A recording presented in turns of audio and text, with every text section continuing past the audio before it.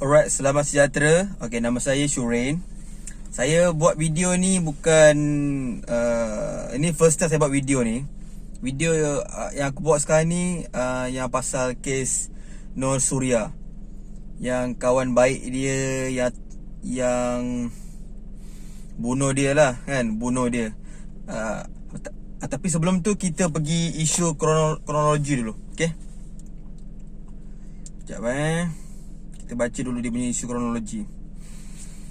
Saya bukannya orang yang selalu buat video tau, tapi macam kali ni memang saya dah terkejut lah dengan isu ni. Memang terkejut, seriously. Kawan baik sendiri my god. Okay, kita bincang dulu dia punya isu kronologi. Okay, Ahad lalu kita dikejutkan dengan kes pembunuhan kejam di Terengganu melibatkan gadis berusia 19 tahun, muda lagi Siti Nur Suria, yang ditemui dengan beberapa kesan tikaman serta putus pergelangan tangan.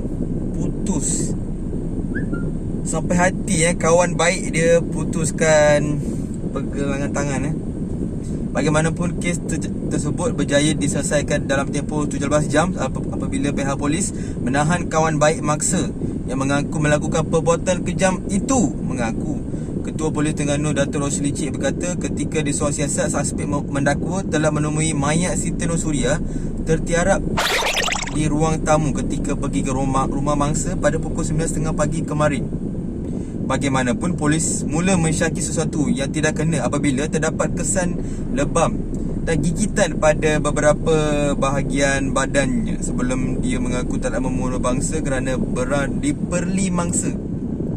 Suspek mendakwa pada mulanya dia hanya pergi ke rumah mangsa sekadar untuk bersiap kosong. Namun ketika sedang berbual, suspek mendakwa Siti Nur Suria telah merendah-rendahkan dirinya, terutama tentang status ekonomi keluarga dan rupa parasnya. Suspek yang panas hati kemudian telah menyerang mangsa yang kebetulan sedang memegang sebilah pisau untuk menetas selebihan benang pada seluarnya.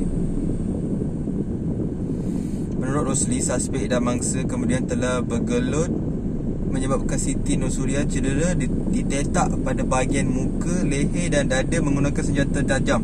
Panik apabila mendapati mangsa tidak lagi bergerak selepas ditetak, suspek nekat memotong pergelangan tangan kiri mangsa sehingga putus. Untuk apa? Bimbang tindakannya itu terbongkar, suspek mencipta plot kononnya insiden itu bermotifkan samun dengan mengambil wang dan telefon bimbit mangsa sebelum melarikan diri dengan sebuah motosikal. Namun kamera CCTV yang dipasang di rumah perampiran merakam kelipan suspek. Suspek kini direman 14 hari bagi membantu siasatan memprotokol hukuman mati jika disabit kesalahan. Sungguh mendukacitakan apabila kita percaya seseorang selepas apa kita, orang yang kita sayang, kita percaya, yang kita bagi kesemua adalah kawan, sahabat. Apabila orang yang kita percaya, orang yang kita sayang berbuat apa demikian, memang tak sepatutnya berlakulah. So kepada arwah Siti Nur Suria, kita bacakan doa, Al-Fatihah. Kalau kita India pun kita rest in peace kan. Jadi apa yang saya cuba nak sampaikan dalam video ni, hati-hati dalam memilih sahabat, kawan.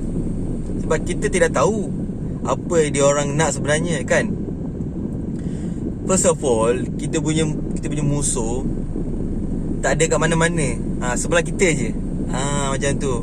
Kita tak kebanyakan musuh kita adalah orang yang kita kenal, orang yang kita rapat. Dia orang yang akan menjadi musuh, tiba-tiba jadi musuh. Macam ni lah. So tak payah nak cari musuh sana sini. Musuh ada kat depan, ada kat belakang. Sebab tu orang selalu cakap hati-hati pilih kawan. Inilah contoh terbaik definisi kawan tikam belakang. Beginilah. Kalau yang pembunuh tu, nama dia Atira.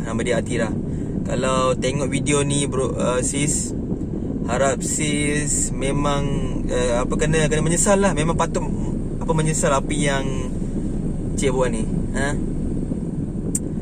Ataulah tak sengaja ke sengaja, tapi itulah, sebelum buat apa-apa fikir dulu kan.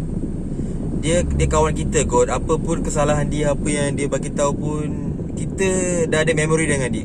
Saya sempat lagi stalk Facebook Siti Nursuria dengan Nur Atira ni. Aku tengok video diorang saling balas komen macam rapat tau, macam kira rapat sangat dengan emoji love bagai. Macam diorang macam tak nampak lah diorang ni bermusuhan. Macam diorang memang rapat gila. Tiba-tiba kes macam ni sungguh tidak percaya.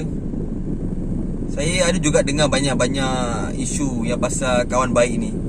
Kawan baik ni, best friend sometimes can be worst friend.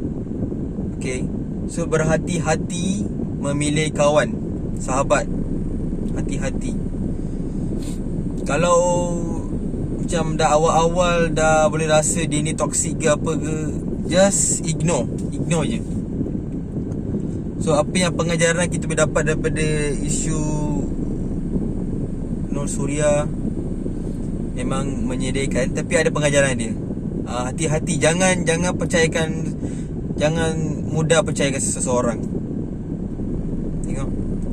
So be safe, choose your friend wisely. Hati-hati apabila memilih kawan. Actually tak ada kawan pun tak apa. Yang penting kita jaga kita. Dia pun Nur Suria pun takkan terfikir hidup dia macam ni je. Macam ni je dia dah pergi macam ni kan.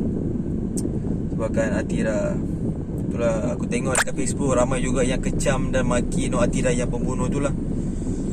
Harap dia memang kena menyesal lah apa yang dia buat. So hati-hati pilih kawan, sentiasa peka dengan keadaan.